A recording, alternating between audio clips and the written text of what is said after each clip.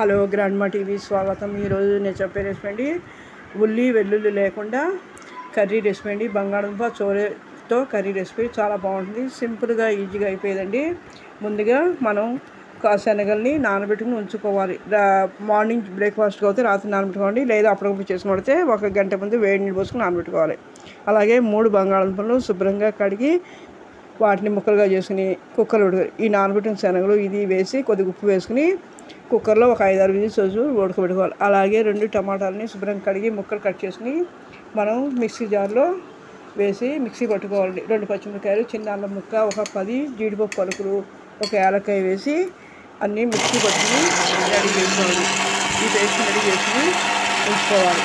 తర్వాత ఈ కుక్కర్లో ఈ బంగాళదుంప అవి ఉడికిన తర్వాత వాటికి పీల్ తీసి దాన్ని మెత్తగా గుజ్జులా చేసుకోండి.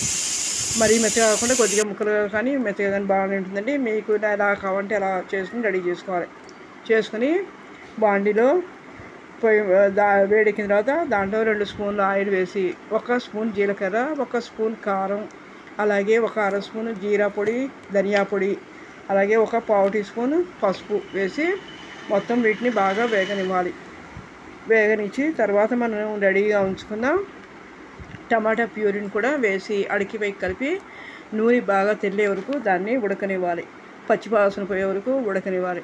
ఉడికిన తర్వాత ఈ కర్రీ చాలా బాగుంటుంది. ఎందుకంటే ఇన్స్టెంట్గా ఒక్కోసారి టైం లేనప్పుడు చపాతీ, పూరి, పుల్కా అవి తెచ్చుకుంటుంటాము. అలాంటప్పుడు ఇది కర్రీ బాగుంటుందండి. అలాగే కార్తీక మాసము ఉపవాసాలు ఉన్నప్పుడు ఉల్లి వెల్లుల్లి లేకుండా చేయాలనుకున్నప్పుడు ఈ రెసిపీ చాలా బాగుంటుంది. ఈజీగా సింపుల్గా అయిపోతుంది. కొత్తగా నేర్చుకున్న వాళ్ళకి, బ్యాచిలర్స్కి, జాబ్ హోల్డర్స్కి సింపుల్గా అయిపోయే రెసిపీ అండి. ఇది చాలా ఈజీ అండి. మసాలాలు ఏమీ ఉండవు కాబట్టి ఎలాంటి ఇబ్బంది ఉండదు. కొంతమంది గ్యాస్ స్టవ్లు అని చెప్పి కొంతమంది మసాలాలు పడవని ఇది తినలేరు. అందుకని చిన్నపిల్లలు, పెద్దవాళ్ళకి కూడా ఇలాంటి ఇబ్బంది లేని రెసిపీ అండి. ఇది చాలా చాలా బాగుంటుంది. మీరు కూడా ఒకసారి ట్రై చేయండి. ఎలా ఉందనేది కామెంట్ చేయండి. అలాగే ఈ రెసిపీని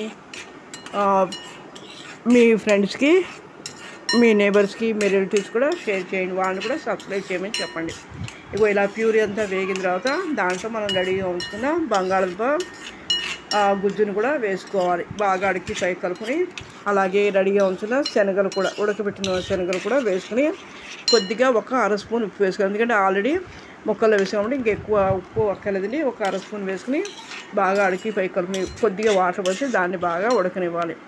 అది ఉడికి నూనె ఆయిల్ పైకి తెల్లే వరకు ఉడకనిచ్చి తర్వాత మనం రెడీ అయిపోయిన తర్వాత దాంట్లో మనం కొత్తిమీర గార్నిష్ చేసుకుంటే సింపుల్గా అయిపోయే రెసిపీ అండి. చాలా చాలా బాగుంటుంది. టేస్ట్ కూడా చాలా బాగుంటుంది.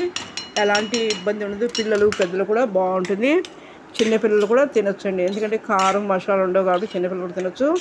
మీకు కావాలంటే లెమన్ జ్యూసు వేసుకోవచ్చు. నేనేంటే ఈ టమాటా పులుపు ఇది సరిపోతుందని వేయలేదు.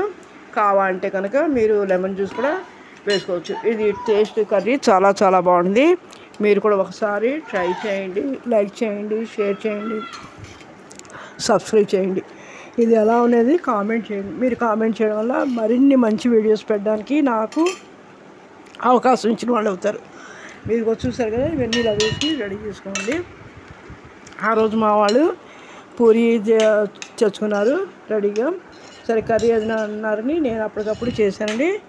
10 మినిట్స్లో అయిపోయింది. కర్రీ కూడా ఎంతోసేపు పట్టదు. అన్నీ ఆల్రెడీ రెడీగా ఉంటే కనుక కర్రీ ఎంతోసేపు పట్టదండి. తొందరగా అయిపోయే రెసిపీ అండి. ఇది జాబ్ హోల్డర్స్కి బాగా ఉపయోగపడుతుంది. అప్పుడు ఈవినింగ్ పిల్లలు ఏదైనా అడిగినప్పుడు బ్రేక్ఫాస్ట్ కూడా ఇది చాలా బాగుంటుందండి. ఈ రెసిపీ మీరు కూడా ఒకసారి ట్రై చేయండి. లైక్ చేయండి, షేర్ చేయండి, సబ్స్క్రైబ్ చేయండి. ఇది ఎలా ఉన్నదని చెప్పి మీరు కామెంట్ చేస్తే నేను ఇంకా మరిన్ని మంచి వీడియోస్ చేయడానికి వీలుంటుంది. మీ ఫ్రెండ్స్ కూడా చాలా ట్రై చేసి షేర్ చేయమండి, కామెంట్ చేయమండి, సబ్స్క్రైబ్ చేయమండి.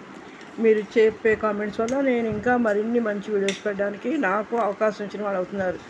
ఇది చూసారు కదా, ఇలా రెడీ అయిపోయింది. తర్వాత పైన కొత్తిమీర గార్నిష్ చేసుకోండి. చేసుకుని మీరు సర్వ్ చేసుకుని చాలా చాలా బాగుంది. చూడండి, నేను ఈ రెసిపీ చూసి మీరు కూడా ఒకసారి ట్రై చేయండి. ఇదిగోండి ఇలాగా పూరీలోకి ఇది చాలా బాగుందని మా వాళ్ళందరూ లైక్ చేశారు. చిన్నపిల్లల నుంచి పెద్దవాళ్ళ వరకు కూడా చాలా ఇష్టపడి తింటారండి. ఎందుకంటే మసాలాలు ఉండవు కాబట్టి ఇబ్బంది ఉండదు, ఎలాంటి ఇబ్బంది ఉండదు. ఓకే, థ్యాంక్ యూ అండి.